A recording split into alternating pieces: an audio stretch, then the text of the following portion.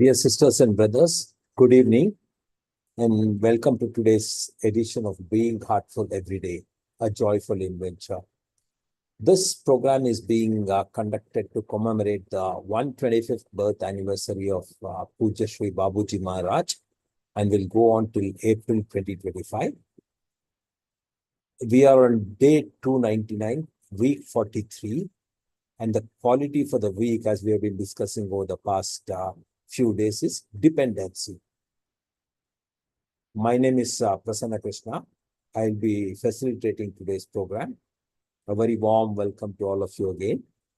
Before we start the program, a very gentle reminder that let's try to think of one or two people who have not started Heartfulness in our friends and family circle and forward the master classes video to them, master classes by Daji video to them, so they can go through it and think about starting Heartfulness. So I know it's been a long time you have been thinking of everybody, but try to make that extra bit of effort to think of one or two people in your friends and family circle who will take these master classes.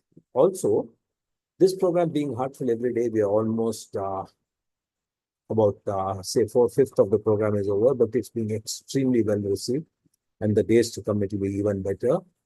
And if you know of any practitioner who's already practicing Heartfulness but has not registered to the program, please do invite them to this program. So with that, let's start the reading session.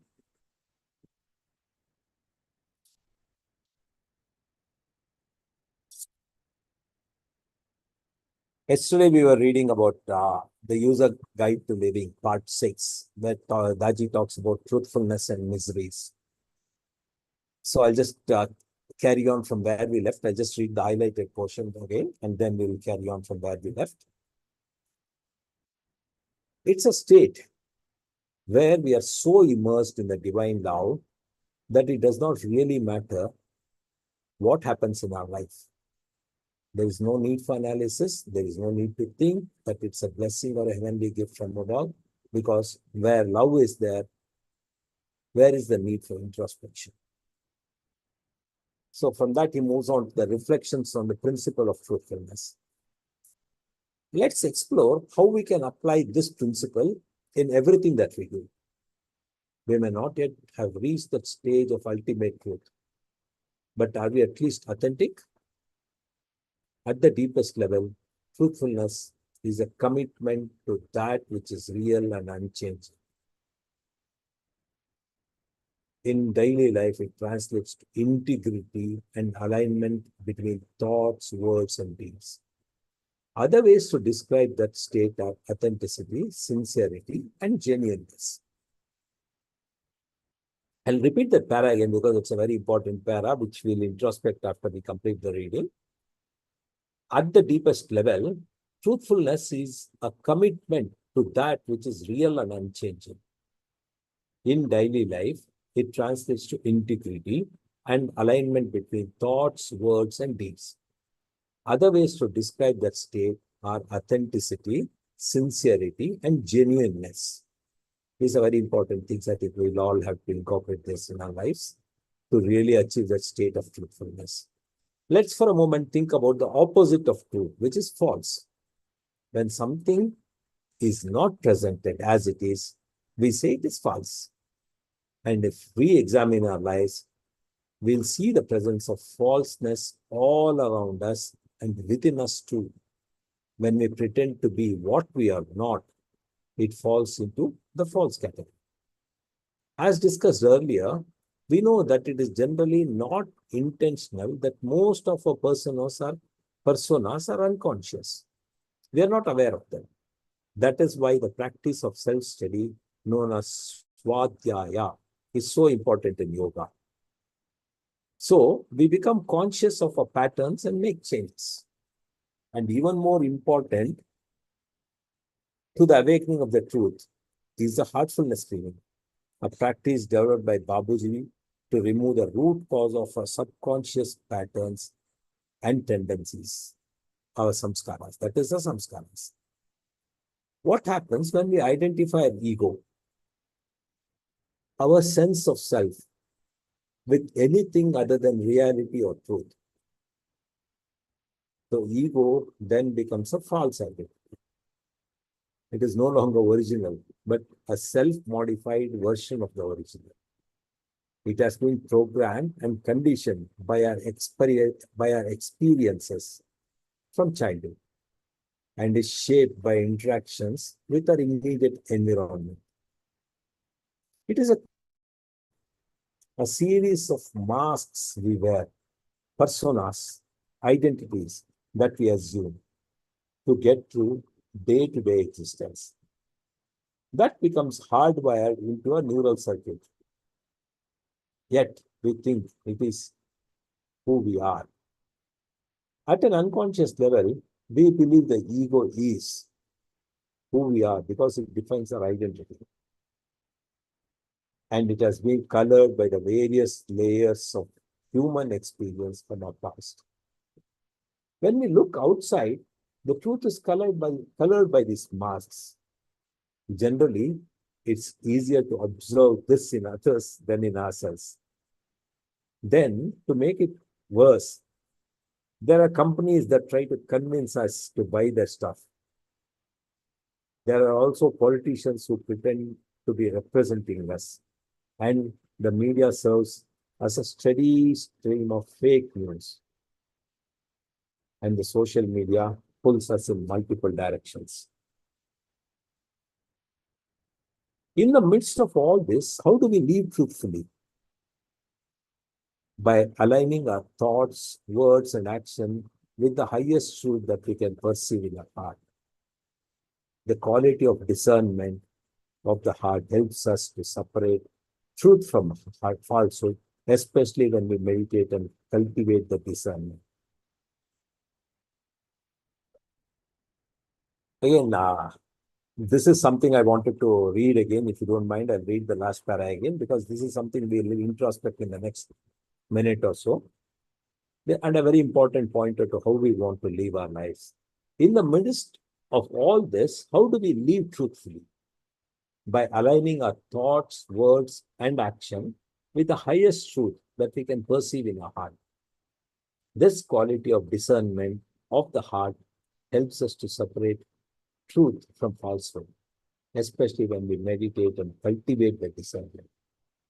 I think this para is something we can definitely introspect now for the next couple of minutes before we start the 9 o'clock prayer. See, basically, it's quite clear saying that we need to develop that discernment. How do we get into that truthful living state? So let's introspect on this for a couple of minutes. At 9 o'clock, we'll start the universal prayer.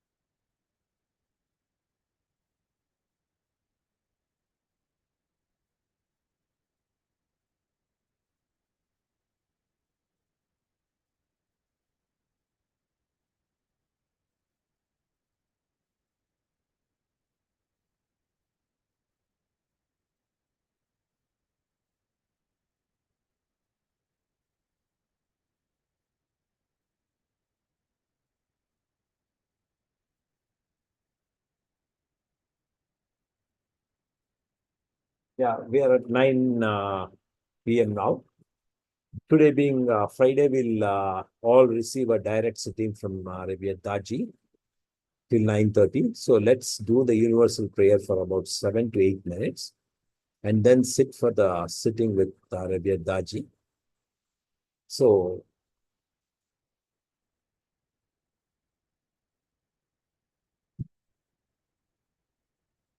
let's get into a very prayerful mood. Sit comfortably, gently close our eyes.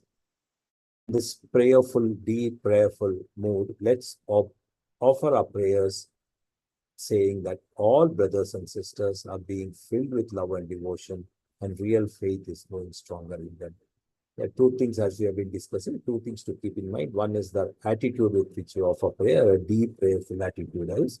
Second thing is, if our heart is filled with this love, devotion, and faith, our prayers will be much more effective. So, with this deep prayerful attitude, with a heart full of love, devotion, and faith, let's offer our prayer that all brothers and sisters are being filled with love and devotion, and real faith is growing stronger in them.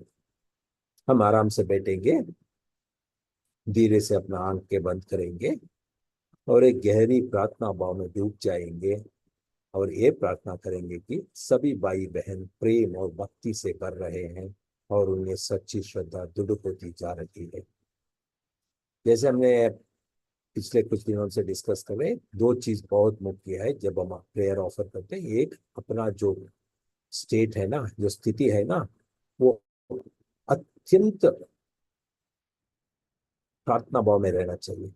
जितना गहरा हो सकता है उतना प्रार्थना भाव में डूब के अपना दिल में ये प्रेम, भक्ति और श्रद्धा पूरा भर के जब हम प्रार्थना करते हैं, वो प्रार्थना का असर बहुत अलग होता है। तो हम यही स्थिति में प्रार्थना करेंगे कि सभी भाई बहन प्रेम और भक्ति से भर रहे हैं और उनमें सच्ची श्रद्धा दृढ़ होती जा रही है। So let's for about 6 7 minutes or 7 8 minutes. I will just indicate to everybody that we can sit for our Friday sitting with Daji after that. So let's begin our universal prayer.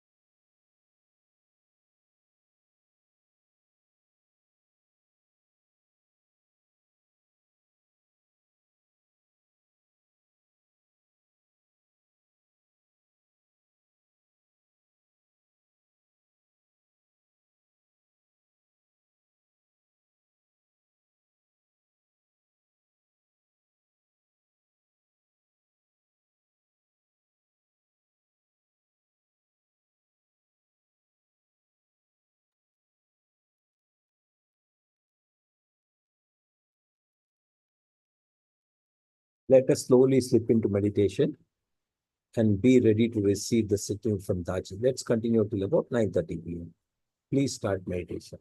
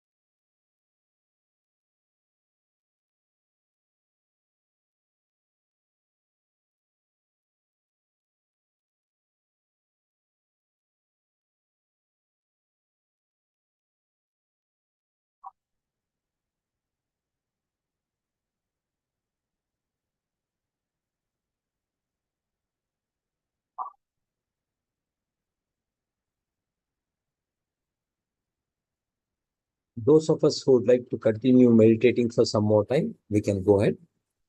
Let's meet tomorrow morning at 6 a.m. Till that time, namaste. Let's all do a bedtime prayer also. Good night.